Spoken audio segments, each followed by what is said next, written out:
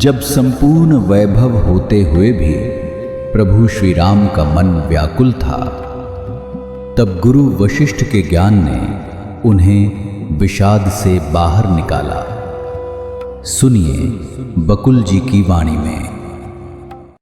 जय श्री राम। स्वागत है सभी का। कल हमने देखा कि ऋषि उद्दालक अपने मन को अपने चिंतन के बाद बहुत कुछ बातें करते हैं, क्योंकि ऋषि उद्दालक का अंतर यात्रा चालू हुई है और वो आने वाले दिनों में वो बहुत ही अनुभूति उनको हुई और हमारे साथ वो साझा करेंगे। आज 4 जुलाई है। आज देखते हैं क्या होता है। आज का श्लोक है, पादांगुष्ठचिरो यावत् कणशः प्रविचारितं न लब्धा सावहं नामकः स्याद् अहमिति स्थितः। अर्थ है, मैंने अत्यंत सावधानी से अन्वेषण किया है। मैंने पैर के अंगूठे से लेकर सिर तक हर चीज का निरीक्षण किया है और मुझे कुछ भी ऐसा नहीं मिला है कि मैं यह हूं या मैं कौन हूं। उद्दालक चिंतन में रत थे। असीम आत्मा को मन में उसी तरह ठूंस कर रखना संभव नहीं जिस प्रकार कई वृक्ष के फल में हाथी को ठूंस कर नहीं रखा जा सकता। अपने को सीमित करने की प्रक्रिया के फलस्वरूप चेतना विचारों तथा संकल्पनाओं के रूप में आज चेतना को कहा ससीमता प्राप्त करती है और मन के नाम से जानी जाती है। यह अज्ञान का प्रतिफल है, इसलिए इसे मैं स्वीकार नहीं करता।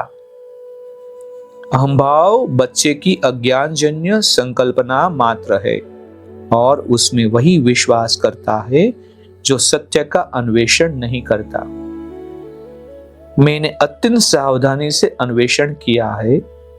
मैंने पैर के अंगूठे से लेकर मस्तक तक हर चीज का निरीक्षण किया है और मुझे कुछ भी ऐसा नहीं मिला है कि मैं यह हूं या मैं कौन हूं। मैं सर्वव्यापक चेतना हूं जो स्वयं में ज्ञान की चीज नहीं और जो मैं हूं की भाव से भी मुक्त है। मैं वह हूं जो अविभक्त है, जिसका कोई नाम नहीं, जिसमें कोई विकार नहीं आता और जो एकता तथा विविधता की सभी संकल्पनाओं से परे है। न जिसके बड़ा छोटा होने का कोई नाप ही है, इसके बिना किसी अन्य का अस्तित्व भी नहीं। अतः हे मन, मैं तुम्हारा परित्याग करता हूं क्योंकि तुम दुखों के स्रोत हो। यह शरीर तो रक्त मांस हड्डी मज्जा आदि से बना है। कौन कहता है यह मैं हूं? ऊर्जा की प्रकृति गति है। चेतना में चिंतन जन्मजात है। बुढ़ापा और मौत शरीर के लिए नैसर्गिक है। कौन कहता है यह मैं हूं? यह जीभ है, यह कान है, यह नाक है, यह गति है और यह आंख है। कौन कहता है यह मैं हूं? मैं इनमें से कोई नहीं हूं। न मैं तुम हूं और न मैं उक्त धारणा ही हूं।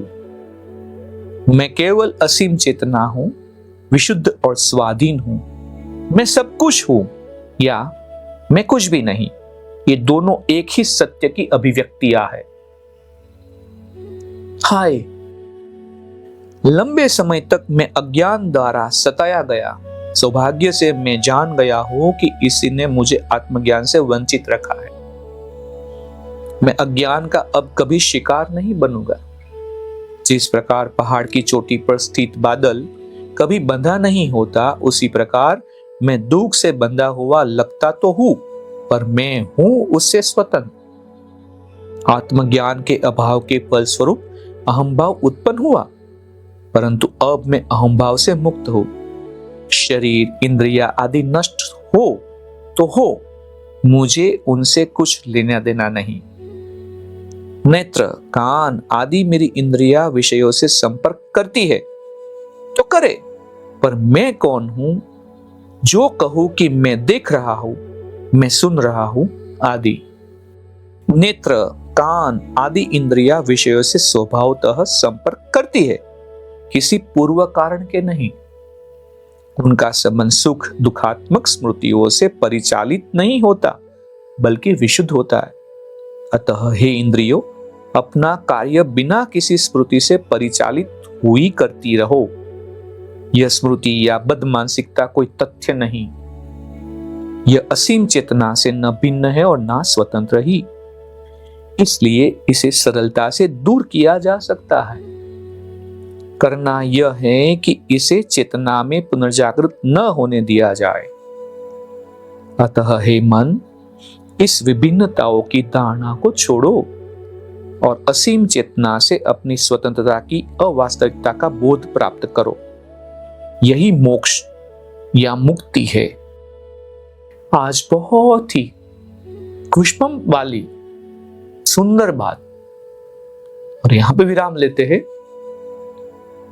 कल मिलते हैं क्या होता है।